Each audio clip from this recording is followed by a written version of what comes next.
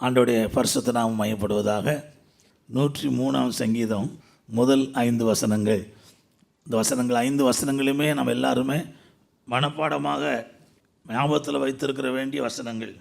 என் ஆத்மாவே கர்த்தரை ஸ்தோத்ரி, என் முழு உள்ளமே அவருடைய பரிசுத்த நாமத்தை ஸ்தோத்ரி என்று தன் ஆத்மாவை பார்த்து அவர் சொல்லுகிறார். அவர் செய்த சகல உபகாரங்கள் என்று சொல்லும்போது உதவிகள் இல்லை நன்மைகள், சகல உபகாரங்கள்.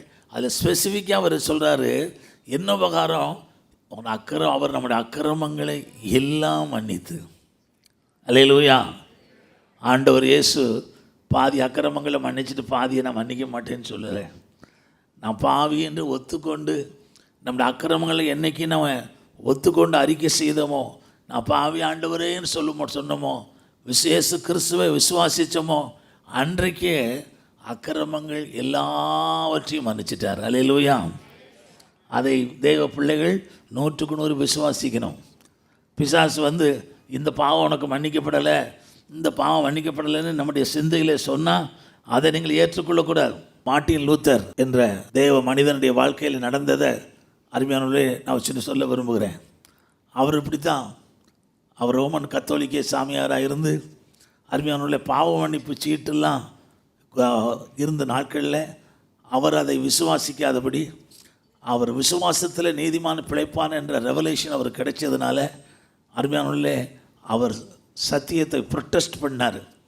பணத்தை கொடுத்து பாவ மன்னிப்பு வாங்க முடியாது, இயேசு கிறிஸ்து சிலுவையில் சிந்தின ரத்தத்தினால தான் பாவ மன்னிப்பு, விசுவாசத்தினால தான் ரட்சிப்பு என்ற அந்த சத்தியத்தை சொன்னதுனால அவருக்கு பலத்த எதிர்ப்பு வந்தது.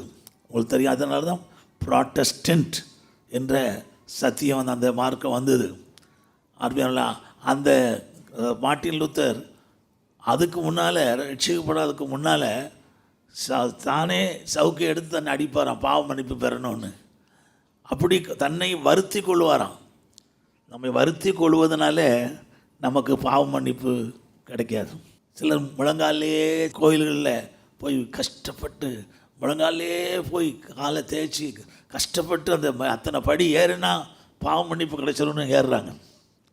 நம்ம சரீரத்தை எந்த விதத்தில் வருத்துவதனாலே அருமையான பாவ மன்னிப்பு கிடைக்காது, எந்த நன்மையும் பெற்றுக்கொள்ள முடியாது. கர்த்தராகிய இயேசு கிறிஸ்து செய்து முடித்த, சிலுவையில் செய்து முடித்த அந்த ரட்சிப்பை விசுவாசிக்கிறதுனால தான் நமக்கு பாவ மன்னிப்பு. அல்லேலூயா.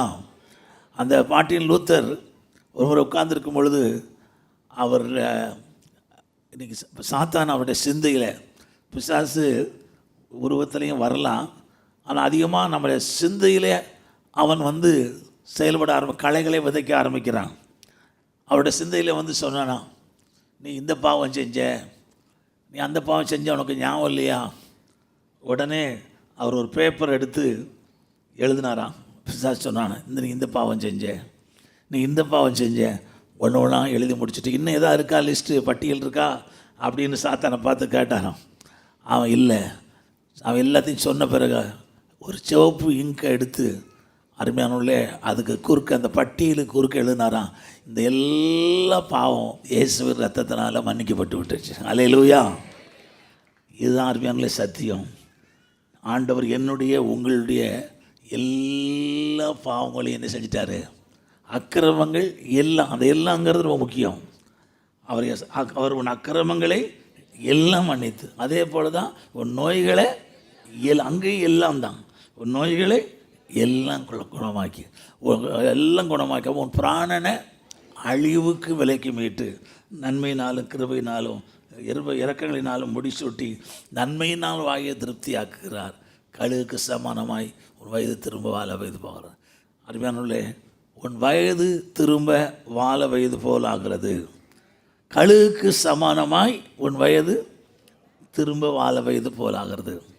கழுகுக்கு சமானம்னு சொன்னால் அருமையானவர்களே, கழுகு வயதான உடனே அது உயர்ந்த கண்மலையிலே போய் பாறையில் அப்படியே அமர்ந்திருந்து காத்திருந்து அது தன்னுடைய இறகுகள் எல்லாவற்றையும் தன்னுடைய அழகினால் பிச்சு போட்டு அந்த பாறையில் உரசி ஒரு பிறந்த அதாவது முட்டையிலிருந்து வெளியே வந்த ஒரு குஞ்சு எப்படி இருக்குமோ அதுபோல் உடம்பு எல்லாம் ஒரு ரெக்கை இல்லாமல் அப்போ அந்த நிலைமைக்கு வந்த பிறகு அப்படியே அது மலையில் பாறையில் உன்னதத்தில் காத்திருக்குமா. சில நாட்கள் கழித்து அதுக்கு புதிய ரெக்கைகள் முறைக்க ஆரம்பிக்குமா. அந்த ரெக்கைகள் முளைத்த உடனே அருமையானவர்களே ஒரு நாள் அது திரும்ப உன்னதத்தில் ரெக்கைகளை அடித்து உன்னதத்தில் பறக்க ஆரம்பிச்சிருமா. கழுகுக்கு சமானமாக என் வயது திரும்ப வாழ வயது போகிறனா எப்படி அந்த கழுகுக்கு வாழ வயது போல் வந்து திரும்ப உன்னதத்துக்கு பறக்குதோ புது பலத்தோடு, அதுபோல் ஆண்டவர் நமக்கு வாக்கு பண்ணியிருக்கிறார், உன் வயது திரும்ப வாழ வயது போல் ஆகிறது. அல்லேலூயா. அதனால தான் ஏசாயா தீர்க்கதரிசன புத்தகம் 40ஆம் அதிகாரம் 31ஆம் வசனத்தில் வாசிக்கிறோம், கர்த்தருக்கு காத்திருக்கிறவர்களோ புது பலன் அடைந்து கழுகுகளை போல செட்டையில் அடித்து எழும்புவார்கள். அவள் ஓடினாலும் இளைப்படையார்கள், நடந்தாலும் சோர்ந்து போவார்கள். அருமையானவர்களே, கர்த்தர் இன்றைக்கு நமக்கு தீர்க்க ஆயுசை இல்லாவிட்டால் நீடித்த ஆயுசை ஆண்டவர் தேவ ஜனங்களுக்கு வாக்கு பண்ணியிருக்கிறார். வேதத்தில் நான் வாசிக்கிறோம் 91ஆம் சங்கீதத்தில் 16ஆம் வசனத்தில் வாசிக்கிறோம், நீடித்த நாட்களால் அவனை திருப்தியாக்கி. இதுக்கு ஒரு மொழியாக்கத்தை இப்படி சொல்லப்பட்டிருக்கிறதா, நமக்கு இது போதும் ஆண்டவரே, எனக்கு நல்ல திருப்தியாக இந்த உலகத்தில் ஆண்டவருக்கு முக்காக நான் வாழ்ந்துட்டேன், என் ஓட்டத்தை முடிச்சிட்டேன், சந்தோஷமாக நான் வாழ்ந்து முடிச்சிட்டேன் அப்படின்னு சொல்கிற வரைக்கும் ஆண்டவர் ஆயுசு நாட்களை தருவாராம்.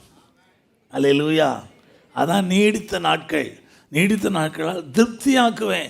நமக்கு திருப்தி வர்ற வரைக்கும் ஆண்டவர் தீர்க்க ஆயுசை ஆண்டவர் தருவாராம். அல்லேலூயா, அல்லேலூயா. பொதுவாக ஜனங்களுக்கு வந்து ரொம்ப நாள் வாழணும்னு ஆசை. ஜெனரலாக அவங்க விருப்பம் ரொம்ப காலம் உயிரோடு இருக்கணும். உலகத்தில் 80 வயசு பாட்டிகிட்ட போய் கேட்டுக்கணுங்க, எப்போ எவ்வளோ நாள்னு இருக்கணும்னா இன்னும் ரொம்ப நாள் இருக்கணும்னு நினைக்க சொல்லுவாங்க. அது பொதுவாக மனுஷனுடைய விருப்பம். அதனால தான் சாலமோன்ட்ட ஆண்டவர் ஒன்று விரும்புகிறத கேளுன்னு கேட்கும் பொழுது சாலமோன் என்னத்தை கேட்டான்? ஞானத்தை கேட்டான். அப்போ கர்த்தர் சொன்னார், நீ தீர்க்க ஆயுசை கேட்காம, சத்துருக்களுடைய பிராணனை கேட்காம, ஐஸ்வர்யத்தை கேட்காம இதை கேட்டதுனால நீ கேட்டது எனக்கு ரொம்ப பிரியமாய் உகந்ததாக இருக்கிறது. அதனால் நீ கேட்ட ஞானத்தையும் கொடுத்தேன், கேட்காத இந்த 3ஐயும் கொடுத்துட்டேன்னு சொன்னார். அப்போ மனுஷர் விரும்புகிறது ஐஸ்வர்யம், எதிரிகளுடைய பிராணன், தீர்க்க ஆயுசு ரொம்ப நாள் இருக்கணும். அல்லேலூயா. ஆனால் வேதம் ஆண்டவருடைய வசனம் வாக்கு பண்ணுது, நீடித்த நாட்களினாலே நான் உன்னை என்ன செய்வேன்? திருப்தியாக்குவேன். ஆண்டவருடைய வார்த்தை சொல்லப்பட்டிருக்கிறது. அருமையானவர்களே, யாரும் நீடித்த நாட்கள் இருக்க மாட்டாங்க என்று வேதம் சொல்லுது. ரொம்ப நாள் தீர்க்க ஆயுசோடு இருக்க மாட்டாங்கன்ற ஒரு எச்சரிப்பு சொல்லப்பட்டிருக்கு. சங்கீதம் 55:23, தேவனே, நீர் அவர்களை அழிவின் குழியில் இறங்க பண்ணுவீர். இரத்த பிரியரும் சூதுள்ள மனுஷரும் தங்கள் ஆயுளின் நாட்களில் பாதி வரையாகிலும் பிழைத்திருக்க மாட்டார்கள். நானோ உம்மை நம்பி இருக்கிறேன். இரத்த பிரியரும் சூதுள்ள மனுஷரும். நீ சூதுள்ள மனுஷரை பார்த்துருக்குங்களா?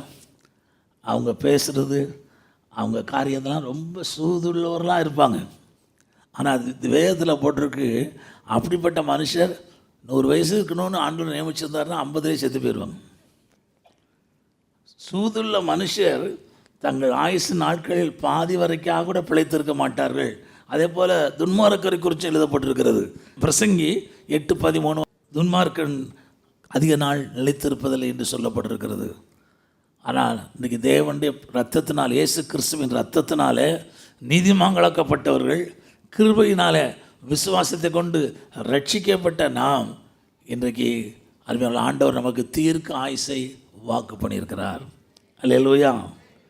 அதுக்கு எதிரான எந்த எண்ணமும் நம்முடைய சிந்தையிலே வரும்பொழுது அதை எப்படி மார்ட்டின் லூத்தர் முறியடித்தாரோ, இயேசு கிறிஸ்துவின் நாமத்தில், இயேசுவின் இரத்தத்தினால, அவருடைய வசனத்தினால, ஆண்டவருடைய வார்த்தையினாலே நாம் மேற்கொள்ளணும்.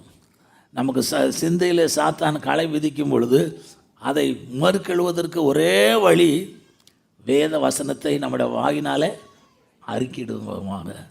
ஆண்டவர் நமக்கு தீர்க்க ஆயுசை வாக்கு பண்ணியிருக்கிறார். அருமையானவர்களே, வேதத்தில் வேத பரிசுத்தவான்களுடைய வாழ்க்கையெல்லாம் பார்க்கும் பொழுது ஆபிரகாமை குறித்து பார்க்குறோம். ஆதியாகமம் 25:7 அவன் 175 வயதில் மரித்தான்னு சொல்லப்பட்டிருக்கிறது. அல்லேலூயா. ஆபிரகாம் மரிக்கும் பொழுது அவனுக்கு 175 வயசு. ஈசாக்கு மரிக்கும் பொழுது ஆதியாகமம் 35, 28, 29 பார்க்கும் பொழுது ஈசாக்கு மரிக்கும் பொழுது அவனுக்கு 180 வயசு. 180 வயசு. யாக்கோபு மரிக்கும் பொழுது ஆதியாகமம் 47, 28 வாசிக்கிறோம்.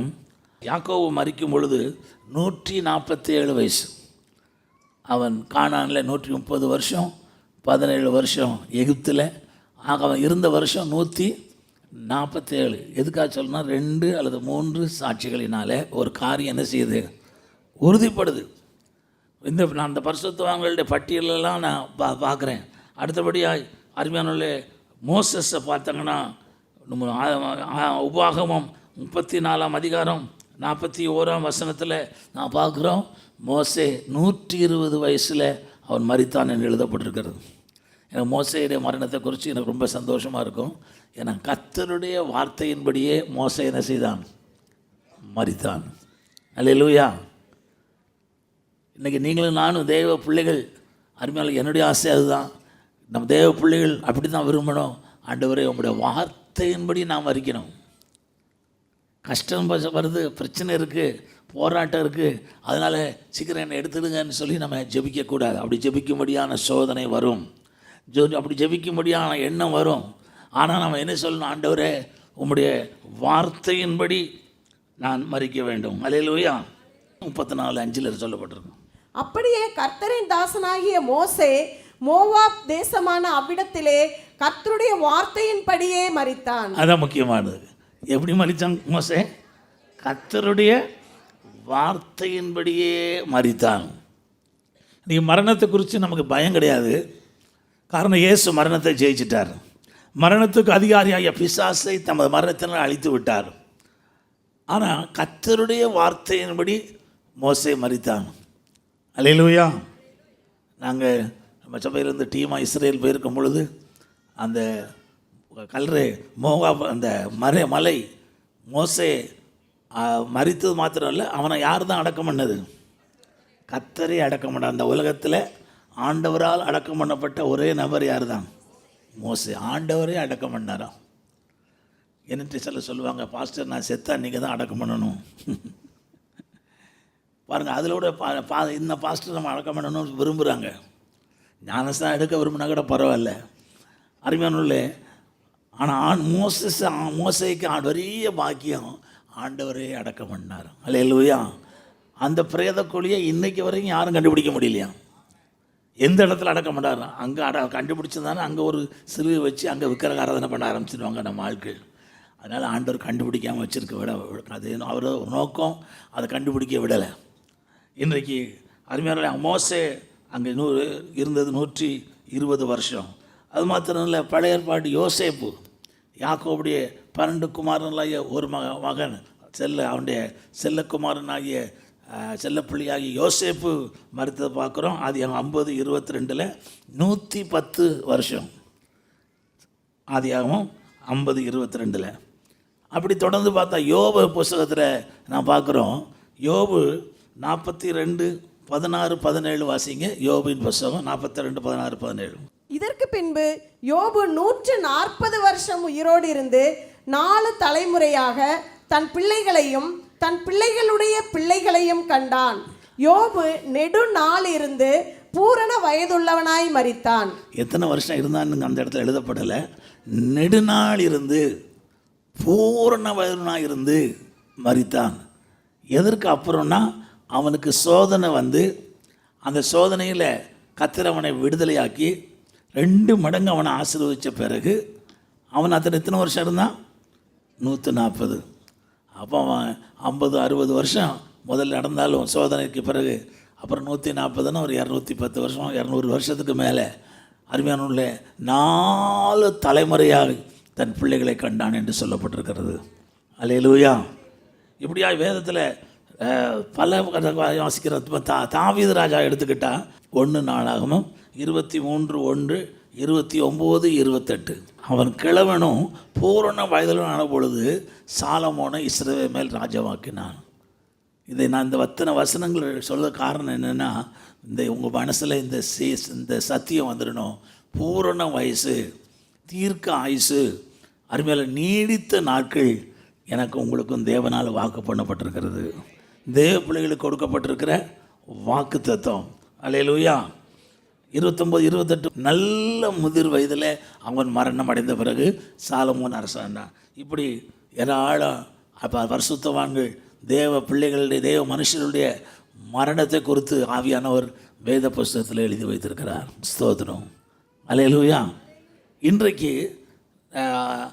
நீங்களும் நானும் இந்த வாக்கு தத்துவத்தை சுதந்திரித்து கொள்ள வேண்டுமானால், அதுமாதிரி இந்த தேவ மனிதர்களுடைய வாழ்க்கையெல்லாம் நம்ம பின்பற்றலாம். ஆனால் வேத வசனத்திலேயே இதை செஞ்சால் தீர்க்காயுசு உண்டு, உங்களுக்கு தீர்க்காயுசு வேணுமா இதை செய்யணும் அப்படின்னு சொல்லி வேதத்தில் பரிசுத்த ஆவியானவர் வசனத்திலேயே தீர்க்காயுசுக்காகவே சில வசனங்களை எழுதி கொடுத்துருக்கிறார். சில வசனங்களை நம்ம வாசிக்கலாமா? நீங்களும் நானும் தீர்க்காயுசோடு இருந்து அவர்கள் முதிர் வயதில் கர்த்தருக்காக கர்த்தருடைய வார்த்தையின்படி மறிக்க வேண்டுமானால் நீங்களும் நானும் அருமையான செய்ய வேண்டிய இல்லாட்ட பின்பற்ற வேண்டிய வேத வசனங்களை வாசிக்கலாம். முதலாவது நீதிமொழிகள் புஸ்தகம் 3ஆம் அதிகாரம் 13 முதல் 16 வரை. ஞானத்தை கண்டடைகிற மனுஷனும் புத்தியை சம்பாதிக்கிற மனுஷனும் பாக்கியவான். அதன் வர்த்தகம் வெள்ளி வர்த்தகத்திலும் அதன் ஆதாயம் பசும் பொன்னிலும் உத்தமமானது. முத்துக்களை பார்க்கிலும் அது விலையேற பெற்றது. நீ இச்சிக்கப்படத்தக்கது ஒன்றும் அதற்கு நிகரல்ல. அதன் வலது கையில் தீர்க்காயுசும் அதன் இடது கையில் செல்வமும் கனமும் இருக்கிறது. எது வலது கையில்? அதன் வலது கையில் தீர்க்காயுசும் இடது கையில் செல்வமும் கனமும் இருக்கிறது. இதில் ஞானத்தில் அந்த 13 பார்க்குறோம். ஞானத்தை கண்டெடுக்கிற மனுஷன், புத்தியை சம்பாதிக்கிற மனுஷன். அல்லேலூயா. ஞானம் வரணுன்னா எல்லாரும் நீதிமொழிகள் புஸ்தகத்தை அருமையானே டெய்லி ஒரு அதிகாரம் வாசிக்கணும். வாலிப பிராயத்தில் ரட்சிக்கப்பட்ட புதுசில் அருமையானே எனக்கு ஒருத்தர் சொல்லி கொடுத்தாங்க. அந்தந்த தேதிக்கு 1ஆம் தேதி 1வது நீதிமொழிகள், 31ஆம் தேதி 31 தேதி வந்தாலும் சில சமயத்தில் 31 வரைக்கும் 31ஆம் தேதி அப்படி வாழ்நாள்லாம் படிக்கணும் அப்படின்னு சொல்லி கொடுத்தாங்க. அல்லேலூயா. அது காரணம் அங்கே முதல்லாவே எழுதப்பட்டிருக்கிறது. நீதிமொழிகள் 1, 2, 3, 4 வசனங்களை வாசிங்க. அப்போ 1ஆம் அதிகாரம் நீதிமொழிகள் 1, 2, 3, 4. இவைகளால் ஞானத்தையும் போதகத்தையும் அறிந்து, இதனால நீதிமொழிகளால் ஞானத்தையும் போதகத்தையும் அறிந்து, புத்திமதிகளை உணர்ந்து விவேகம், நீதி, நியாயம், நிதானம் என்பவைகளை பற்றிய உபதேசத்தை அடையலாம். விவேகம், நீதி, நியாயம் என்ற பற்றிய உபதேசத்தை அடையலாம். பாருங்க, இவைகளால் ஞானத்தை நாம் அடையலாம். பேதைகளுக்கு 4ஆம் வசனத்தில் இப்பேதைகளுக்கு வினாவையும் வாலிபருக்கு அறிவையும் விவேகத்தையும் கொடுக்கும். இன்னையிலேருந்து ஆயுசு இருக்க வரைக்கும் நான் நீதிமொழிகள் அந்தந்த தேதியில் ஜெபத்தை முதலாவது வாசிட்டு அப்புறம் வேறு பைபிள் வாசிக்கிற போர்ஷனை நான் வாசிப்பேன். இன்னையிலேருந்து நான் வாசிக்க முயற்சி பண்ணுறேன். காரணம் ஒரு அதிகாரம் தானே சொல்கிறேன். இயற்கையாக வரிசையாக கிரமமாக வேத வாசிப்பு தவிர அன்றன்னைக்கு நீதிமொழி வாசிங்க. காரணம் அதனால என்ன கிடைக்கும்? ஞானம் கிடைக்கும். ஆண்டோடைய வசனம் சொன்னால் விவேகம் கிடைக்கும், புத்திமதி கிடைக்கும், நிதானம் கிடைக்கும். அருமையானவர்களே, இது ஆண்டோட வார்த்தையில் சொல்லி வச்சுட்டாரு. அல்லேலூயா. எத்தனையோ பேர் சாட்சி சொல்கிறாங்க, கேட்டிருக்கிறேன். நான் இந்த நீதிமொழிகளை நான் விடாமல் படிக்கிறதுனால கர்த்தர் என்னை இதுவரைக்கும் எல்லா தீமைக்கும் எல்லா பாவங்களுக்கும் விலக்கி காத்து கொண்டிருக்கிறான்னு சொல்லி அதை வாசித்தார். ஞானம் கிடைக்கும்னு சொல்லப்பட்டிருக்கு. இவைகளால் ஞானத்தை அடையலாம் அப்படின்னு ஆண்டோட வார்த்தை சொல்லிச்சுன்னா சத்தியம்தான். அல்லேலூயா, அல்லேலூயா. அருமையான தேவனுடைய பிள்ளையே, இப்படியா ஞானத்தில் அதை கண்டுபிடிக்கிறவனுக்கு, ஞானத்தை கண்டுபிடிக்கிறவனுக்கு அது வலது கையில் தீர்க்காயுசு. அருமையான நீடித்த நாட்கள், ஆயுசு நாட்களை கர்த்தர் பெருக பண்ணுவார். 2வது அந்த நீதிமொழிகள் 4ஆம் அதிகாரம் 10ஆம் வசனத்தை வாசியுங்கள். தீர்க்காயுசு இல்லாட்ட ஆயுள் பெருக கர்த்தர் நம்மிடத்தில் எதிர்பார்க்கிற காரியம். என் மகனே கேள், என் வார்த்தைகளை ஏற்றுக்கொள், அப்பொழுது உன் ஆயுசின் வருஷங்கள் அதிகமாகும். என் மகனே கேள், என் வார்த்தையை ஏற்றுக்கொள், அப்பொழுது உன் ஆயுசின் வருஷங்கள் அதிகமாகும். அவன் கேட்க வேண்டியது அவருடைய வார்த்தையை கேட்கணும். அப்புறம் அந்த வார்த்தைகளை அவனுக்கு ஏற்றுக்கொள்ள வேண்டும். ஆண்டவருடைய வார்த்தையை ஏற்றுக்கொள்ளும் பொழுது அருமையானவர்கள், அதை கேட்கறது மாத்திரம் இல்லை, நம்முடைய ஆயுசின் வருஷங்கள் என்ன செய்யுமா? அதிகமாகும் என்று அதை ஆவியானவர் எழுதி வைத்திருக்கிறார். ஆண்டவருடைய வார்த்தையை கேட்டு அந்த ஆண்டவருடைய வார்த்தையை அருமையானவர்களை ஏற்றுக்கொள்ளும் பொழுது கர்த்தர் நமக்கு ஆயுசின் வருஷங்களை அதிகமாக்குகிறார், விருத்தியாக்குகிறார். ஆண்டவர் நாமத்துக்கு மகிமை உண்டாவதாக. மூன்றாவது, நீதிமொழிகள் புஸ்தகம் 28ஆம் அதிகாரம் 16ஆம் வசனத்தை வாசிங்க. பிரபு புத்தியீனனாய் இருந்தால் அவன் செய்யும் இடுக்கண் மிகுதி, பொருளாசை வெறுக்கிறவன் தீர்க்காயுசை பெறுவான். யார் தீர்க்காயுசை பெறுவான் என்று வேதத்தில் எழுதப்பட்டிருக்கிறது. சாலமோன் ஞானி அருமையாக எழுதி வச்சிருக்கிறாரு. பொருள் ஆசையை வெறுக்கிறவன் தீர்க்காயுசை பெறுவான். இன்றைக்கி அநேகர் பொருள் ஆசையினாலேயே பாதியிலே மரித்து போகிறார்கள். பொருள் ஆசையினாலேயே அவர்கள் அருமையானவர்கள அவங்க தீர்க்காயுசு இல்லாமல் போகிறாங்க, தற்கொலை பண்ணி விடுறாங்க சிலர். பொருள் ஆசையினாலேயே அருமையானவர்களே அது அவருடைய உயிரை வாங்கும்னு சொல்லப்பட்டிருக்கு. பொருளாசையை வெறுக்கிறவன் தீர்க்காயுசை பெறுவான். வேதம் எழுதப்பட்டிருக்கிறது, இல்லாமல் போகும் பொருட்கள் மேல் உன் கண்களை பறக்க விடுவானேன். இந்த உலகத்தின் பொருட்கள்லாம் என்ன செய்ய போகுது? இல்லாமல் போகும். அந்த பொருட்கள் மேல் நம்ம கண்களை பறக்க விடக்கூடாது. இன்றைக்கு அருமையான ஜனங்களுடைய கண்கள் பொருட்கள் வேணாம், ஃபாதர் பாடுறது போல் பொருட்கள் மேலே கண்ணு போச்சுன்னா போச்சையா அபிஷேகம். எவ்வளவு பொருட்கள் அவங்க வீட்டில் இருந்தாலும் எந்த பொருளை பார்த்தாலும் தனக்கு என்ன செய்யணும்? வாங்கணும். தேவையில்லாத பொருட்களை வாங்கவே கூடாது. அருமையான அவசியமில்லாத பொருட்களை வாங்கி பணத்தை விரயம் பண்ணவே கூடாது. பொருள் ஆசை, அந்த பொருள் ஆசைன்னா அந்த பொருள் மேலே உள்ள ஒரு பிடிப்பு, அந்த பொருட்கள் மேலே உள்ள அருமையான உள்ள பற்று, அதை வெறுக்கிறவன் தீர்க்காயுசை பெறுவான் என்று சொல்லப்பட்டிருக்கு.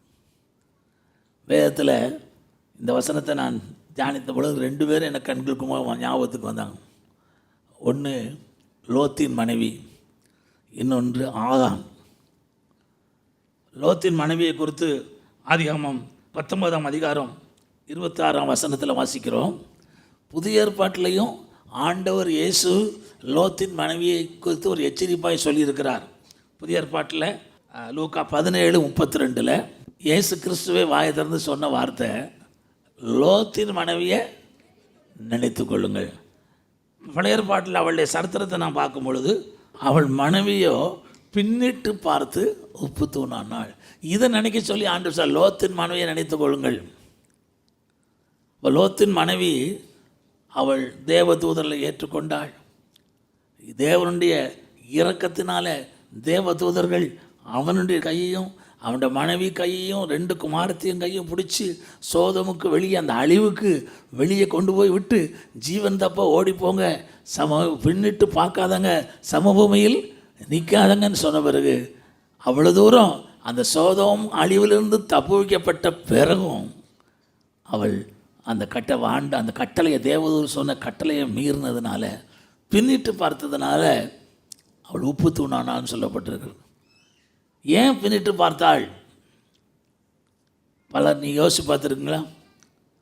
ஆண்டவருடைய தூதன் சொன்னார், சோதம் பட்டணம் அழிக்க போகிறேன், இதை இந்த பட்டணத்தில் அக்னியும் கந்தகத்தின் அழியா, அது உண்மையாக நடக்குதா இல்லையான்னு பார்க்க முடியும் திரும்பினாளா? ஆனால் அநேகர் சொல்கிறது என்னென்னா, அவள் விட்டு வந்த பொருளை அது விட்டு வர்றதுக்கு அவள் இருதயம்லாம் எப்படி இஸ்ரவேல் ஜனங்கள் எகிப்து விட்டு வந்தாலும் அவன் இருதயம் எகிப்தில் இருந்ததோ, தங்கள் இருதயத்தில் எகிப்தில் திரும்பினா இருந்தது போல் அவள் சோதமை விட்டாலும் சோதம் இருதயத்தை விட்டு என்ன செய்யலை. அதனால தான் அவங்க தாமதித்து கொண்டே இருந்தார்கள். நான் விசுவாசிக்கிறேன் இப்படி சொல்லப்பட அவங்க லோத்து தாமதித்து கொண்டிருந்த பொழுதுன்னு போட்டிருக்கு. நான் நினைக்கிறேன் லோத்தின் மனைவி நிமித்தம் தான் அவன் தாமதிச்சிருப்பான்னு நினைக்கிறேன். ஏன்னா மனைவி விட்டுட்டு போக மனசு இல்லை. ஆனாலும் ஆண்டவர் எவ்வளோ இரக்கம் உள்ளவர், ஆண்டவர் அன்புள்ளவர். ஆபிரகாமின் நிமித்தம் தேவ தூதர்களே லோத்தின் கையையும் மனைவியோட கையையும் 2 பிள்ளைகளுடைய கையும் பிடிச்சி அருமையானவர்களே சோதமை விட்டு வெளியே கொண்டு வந்து இவ்வளவு தப்பு வைக்கப்பட்டோம். அதுக்கு பிறகு நான் பிரயோஜனம் இல்லாமல் போச்சு. அவள் அருமையானவர்களே உப்பு தூண் ஆகிட்டான். பைபிளில் இந்த லோத்தின் மனைவி ஒருத்தி தான் இப்படி உப்பு தூணானாலும் எழுதப்பட்டிருக்கிறது. எதனால? அந்த பொருள் ஆசை, இல்லை அவளோட பண ஆசை, அதை அவளால் விட்டு விட முடியலை. இருதயத்தில் அவளுக்கு சோதோமுக்கு திரும்பினதுனால அவள் நிலைமை பரிதாபமாக இருக்கிறது. அதனால் இயேசு சொன்னார், அதை கொஞ்சம் நினச்சிக்கிடுங்க. புதிய ஏற்பாட்டு விசுவாசிகளுக்கு அன்றைக்கி ஆண்டவர் சொன்னார், லோத்தின் மனைவியை நினைத்து கொள்ளுங்கள். பொருள் மேலே ஆசை வரும் பொழுது, அருமையான நகை மேலே ஆசை வரும் பொழுது, அருமையான இன்றைக்கு பொருட்கள் தேவை அருமையான, ஆனால் அது மேலே அந்த ஆசை, அதை தான் சொல்லப்பட்டிருக்கு. பொருள் ஆசை, பொருள் ஆசை ஆகிய விக்கிரக ஆராதனை. அந்த பொருள் ஆசை தான் தப்பு, பொருள் தப்பு இல்லை அருமையான. அந்த பொருள் ஆசை, வஸ்திரம் தப்பு இல்லை, வஸ்திரத்தின் மேலே ஆசை. ஆசை யாராவது ஒருத்தர் ஒரு சேரீ கட்டிட்டாங்கன்னா அதே போல் சேரீ வாங்கணும், கட்டாயம் வாங்கி ஆகணும். அருமையானல யாராவது ட்ரெஸ் பண்ணால் அதே போல் வாங்கணும். அப்போ அதுதான் அது மேலே ஆசை. ஏன்னா வஸ்திரத்தின் மேலே ஆசையும் இங்கே எச்சரிப்பு அடுத்தாப்பில் நான் சொல்ல விரும்புகிற ஆகான் என்ற மனுஷனை குறித்து யோசுவாவின் புஸ்தகம் 7ஆம் அதிகாரத்தில் நாம் பார்க்கிறோம். பாபிலோனிய சால்வையும் 200 வெள்ளி சேக்கலையும் 50 சேக்கல் நிறையான ஒரு பொன் பாலத்தையும் கண்டு பாருங்க அந்த வார்த்தையை கண்டு 20 வெள்ளி சேக்கல் பொன் பாலம், இதை கண்டு அவைகளை இச்சித்து எடுத்துக்கொண்டேன். இச்சித்து எடுத்துக்கொண்ட உண்மையை சொல்லிட்டான். நான் கண்டேன், இச்சித்தேன், எடுத்துக்கிட்டேன். முடிவென்ன அருமையானவர்களே? குடும்பத்தோட மரணம். ஆகார் என்ற பள்ளத்தாக்கில் அவனும் அவனுடைய குடும்பம் அருமையானவர்களே எல்லாரும் அங்கே அந்த பள்ளத்தாக்கில் தள்ளப்பட்டு அருமையானவர்களே கல்லெறியப்பட்டு அவங்க மரித்து போனார்கள். அகால மரணம். காரணம் இச்சித்ததுனால, பொன் பாலத்தை இச்சித்ததுனால, பாபிலோனிய சால்வை இச்சித்து எடுத்துக்கொண்டதுனால, அது சபிக்கப்பட்டதை எடுக்கக்கூடாதுன்னு கர்த்தர் சொல்லியிருந்தார். அதை எடுத்துக்கொண்டதுனால அகால மரணம். இன்றைக்கி லோத்தின் மனைவியையும் அருமையான இந்த ஆகானையும் நம்ம ஒரு நாள் மறக்காமல் இருப்போம், நம்ம ஞாபகத்தில் வைத்துக்கொள்வோம். பொருள் ஆசை வெறுக்கிறவன் தீர்க்க ஆயுசை பெறுவான் என்று சொல்லப்பட்டிருக்கிறது. அடுத்தபடியாய் நீதிமொழிகள் 9, 10, 11, 10, 27. கர்த்தருக்கு பயப்படுதலே ஞானத்தின் ஆரம்பம், பரிசுத்தரின் அறிவே அறிவு. என்னாலே உன் ஆயுசு நாட்கள் பெருகும். என்னாலே உன் ஆயுசு நாட்கள் பெருகும். உன் ஆயுசின் வருஷங்கள் விருத்தியாகும். உன் ஆயுசின் வருஷங்கள் விருத்தியாகும். எதனால? கர்த்தருக்கு பயப்படுதல். கர்த்தருக்கு பயப்படுதலே ஞானத்தின் ஆரம்பம். என்னாலே உன் ஆயுசின் வருஷங்கள் விருத்தியாகும். கர்த்தருக்கு பயப்படுறதுனால அருமையானுள்ள ஆயுசின் வருஷங்கள் விருத்தியாகும் என்று வேதத்தில் வாசிக்கிறோம். இப்போ நான் யோபை குறித்து வாசித்தோம், யோசேப்பை குறித்து வாசித்தோம், ஆபிரகாமை குறித்து வாசித்தோம். அவங்களெலாம் தீர்க்க ஆயுசோடு இருந்தாங்க அருமையானவர்களே. இப்போ ஆபிரகாமை குறித்து ஒரே வார்த்தையில் சொல்லணும்னா அவன் தேவனுக்கு பயந்த மனுஷன். அருமையானவர்களே, யோபை குறித்து ஆண்டவரே கொடுத்த சாட்சி, அவன் தேவனுக்கு பயப்படுறவன், எனக்கு பயந்து பொல்லாப்பை விட்டு விலகிறவன். அருமையானவர்களே, சன்மார்க்கனும் தேவனுக்கு பயந்து பொல்லாப்பை விட்டு விலகிறவன். யோசேப்பு, நான் இத்தனை பெரிய பொல்லாங்குக்கு உடன்பட்டு தேவனுக்கு விரோதமாக பாவம் செய்யப்படி தேவனுக்கு பயப்படுற பயம். அவங்க எல்லாம் அருமையான தீர்க்காயசோடு இருந்தாங்க. ஆண்டவருக்கு பயப்படுற பயம். அருமையான தேவ ஜனமே, மனுஷர் பார்க்குறாங்களோ இல்லையோ, மனுஷர் கேட்குறாங்களோ இல்லையோ, இன்றைக்கு நானும் நீங்களும் கர்த்தர் பார்க்கிறார், கர்த்தர் கேட்கிறார், கர்த்தர் கவனிக்கிறார் என்ற உணர்வோடு வாழணும். எல்லா தேவ பிள்ளைகளும் அருமையானவர்களே, நீ கம்யூனியன் சர்வீஸில் பாத்திரம் வாங்கலாம் பங்கு பெறுங்க, பாத்திர வாட்டிகளை பங்கு பெறுங்கன்னு சொல்கிறோம். யார் உங்களை பார்க்குறது? ஆனால் கர்த்தர் பார்க்குறார், கர்த்தர் கவனிக்கிறார், கர்த்தர் கேட்கிறார். அல்லேலூயா. ஆண்டவருக்கு பயந்து வாழ்வதுனா என்ன? என் ஆண்டவர் பார்க்கிறார், என் ஆண்டவர் கேட்கிறார், என் ஆண்டவர் கவனிக்கிறார் என்ற உணர்வோடு வாழ்வது தான் ஆண்டவருக்கு பயப்படுற பயம். ஏன்னா அவருக்கு மறைவான சிருஷ்டி ஒன்றும் இல்லை. கர்த்தர் நம்மை கவனிக்கிறார், கர்த்தர் நம்மை பார்க்கிறார், கர்த்தர் நம்முடைய ஒவ்வொரு அந்தரங்கங்களையும் அவர் அப்படி அறிந்திருக்கிறார். இன்றைக்கி அவருடைய பார்வைக்கு முன்பாக அருமையானவர்களே, அது ஆபிரகாமை பார்த்து கர்த்தர் சொன்னார், எனக்கு முன்பாக நடந்து கொண்டு உத்தமனாயிரு. அல்லேலூயா. ஆண்டவருக்கு முன்பு ஆபிரகாமை பார்த்து கர்த்தர் சொல்லும்போது சொன்னார், நீ எனக்கு முன்பாக நடந்து கொண்டு உத்தமனாயிரு. மனுஷனுக்கு முன்பாக இல்லை. இந்த ஆண்டவருடைய கண்களுக்கு மறைவானது ஒன்றுமே இல்லை. இன்றைக்கி தேவனுடைய ஜனங்களாக நாம் கர்த்தருக்கு பயப்படுவோமானா கர்த்தர் நம்முடைய நாட்களை, ஆயுசு நாட்களை பூரணப்படுத்துவார், ஆசீர்வதிப்பார். கர்த்தருக்கு பயப்படுதல் அது மாத்திரம் இல்லை. யாத்திராகமம் 20ஆம் அதிகாரம் 12ஆம் வசனமும் எபேசியர் 6ஆம் அதிகாரம் 2-3 வசனத்தையும், உன் தேவனாய் கர்த்தர் உனக்கு கொடுக்குற தேசத்தில் உன் நாட்கள் நீடித்திருப்பதற்கு உன் தகப்பனையும் தாயையும் கனம் பண்ணுவையாக. சிறு பிள்ளைகளுக்கு மாத்திரமில்லை, பெரியவர்களும் சேர்ந்து தான். உன் வாழ்நாள் நீடித்திருப்பது. இதை புதிய ஏற்பாட்டில் பரிசுத்த ஆவியானவர் பவுல் அப்போஸ்தலன் மூலமாக எபேசு சபைக்கு எழுதும்பொழுது, பிள்ளைகளே உங்களை ஒற்றாருக்கு கர்த்தருக்கு கீழ்ப்படியுங்கள், இது நியாயம். உனக்கு நன்மை உண்டாயிருப்பதற்கும் பூமியிலே உன் வாழ்நாள் நீடித்திருப்பதற்கும் தகப்பனை தாயின் கனம் பண்ணுவாயாக. நீ தாய் தகப்பனை கனம் பண்ணால் நம்ம நல்லா இருப்போம். தாய் தகப்பனை கனம் பண்ணால் நீடித்த நாட்களோடு இருப்போம். இந்த கடைசி நாட்களில் அருமையால தாய் தகப்பனுக்கு கீழ்ப்படியாதவர்களாக இருப்பார்கள் என்று கொடிய காலத்தில் உள்ள அடையாளத்தில் சொல்லப்பட்டிருக்கிறது. தாய் தகப்பனை கனம் பண்ணணும். அவங்க எவ்வளோ வயசாகிட்டாலும் சரி, அவங்களால நமக்கு உதவி இருந்தாலும் உதவி இல்லாட்டாலும் சரி, அருமையானவர்களே, அவங்களால பிரயோஜனம் இருந்தாலும் சரி இல்லாட்டாலும் சரி, உங்கள் தாய் தகப்பனை அது கடைசி வரை நீங்கள் அருமையானவர்களே கனம் பண்ணணும். அவர்களுக்கு செய்ய வேண்டிய கடமையை செய்யணும். அல்லேலூயா, அல்லேலூயா. தாய் தகப்பன் வசதி இல்லாமல் இருந்தாங்கன்னா நீங்கள் கட்டாயம் பொருளாதாரத்தில் அவளுக்கு உதவி செய்யணும். இந்த குடும்ப முகாமில் அவர் பிரதர் ராஜா சிங் அவங்க சொன்னாங்க, தேவையில் இருந்தாங்கன்னா அது மனைவியுடைய பெற்றோரோ புருஷனுடைய பெற்றோரோ அவங்களுக்கு கர்த்தர் உங்களை ஆசீர்வதிப்பதனால அவங்கள ப்ளஸ் பண்ணுங்க. அல்லேலூயா, அல்லேலூயா. அவங்க காசு கேட்கும்போது தாராளமாக கொடுங்க. உங்களை பெற்று உங்களை படிக்க வச்சு உங்களை ஆளாக்கி உங்களுக்கு திருமணம் செஞ்சு வச்சு இவ்வளோ செஞ்சுருக்காங்களா, அதுக்கு நன்றியாக இருக்க வேண்டாமா? ஆண்டவருக்கும் நன்றியாக இருக்கணும், நம்மளோட தாய் தகப்பனுக்கும் நன்றியாக இருக்கணும். நாம் நல்லா இருக்கணும், நீடித்து இருக்கணும்னு சொன்னால் நம்முடைய பெற்ற தாயையும் தகப்பனையும், வெறும் தாய் மாத்திரம் இல்லை, இல்லை வெறும் தகப்பனை மாத்திரம் இல்லை, தகப்பனையும் தாயையும் ஹானர் பண்ணுங்க. ஆங்கிலத்தில் ஹானர் பண்ணுங்க, கனம் பண்ணுங்க. ஆனால் என்ன அர்த்தம்னா அவங்க செய்ய வேண்டிய கடமையை செய்யுங்க, அவங்களுக்கு உதவி செய்யுங்க, அருமையானவர்களே அவங்கள்ட்ட அன்பாக பேசுங்க. நீங்கள் அதை செய்யும் பொழுது நீங்கள் நல்லா இருப்பீங்க. இந்த வேத வசனங்கள் ரட்சிக்கப்படாத ஒரு நபர், இயேசுவை ஏற்றுக்கொள்ளாத ஒரு நபர் இந்த வசனத்தின்படி கீழ்ப்படிஞ்சா அவங்க நல்லா இருப்பாங்களா? ரட்சிக்கப்படாட்டா பரலோகம் வர மாட்டாங்க. ஆனால் பூலோகத்தில் தாய் தகப்பனை நல்லா கனம் பண்ணாங்கன்னா நல்லா அவங்க நல்லா இருவாங்க. ரட்சிப்பு அவங்களுக்கு தன்னால் கிடைக்க ஆரம்பிச்சிடும், வழியை தக்கத்திற்கு காமிச்சிருவார். இன்றைக்கி ரட்சிக்கப்பட்ட நாம், தேவ பிள்ளை என்று சொல்கிற நாம், நம்முடைய தாய் தகப்பனை கனம் பண்ணணும். அப்புறம் நாம் நல்லா இருப்போம், நாட்கள் நீடித்திருப்போம். கர்த்தர் நாமத்துக்கு ஸ்தோத்திரம். 1 பேதுரு நிருபம் அடுத்தபடி 3ஆம் அதிகாரம் 10-12. ஜீவனை விரும்பி நல்ல நாட்களை காண வேண்டும் என்று இருக்கிறவன் பொல்லாப்புக்கு தன் நாவையும் கபடத்துக்கு தன் உதடுகளையும் விலக்கி காத்து பொல்லாப்பை விட்டு நீங்கி நன்மை செய்து சமாதானத்தை தேடி அதை பின்தொடர கடவன்.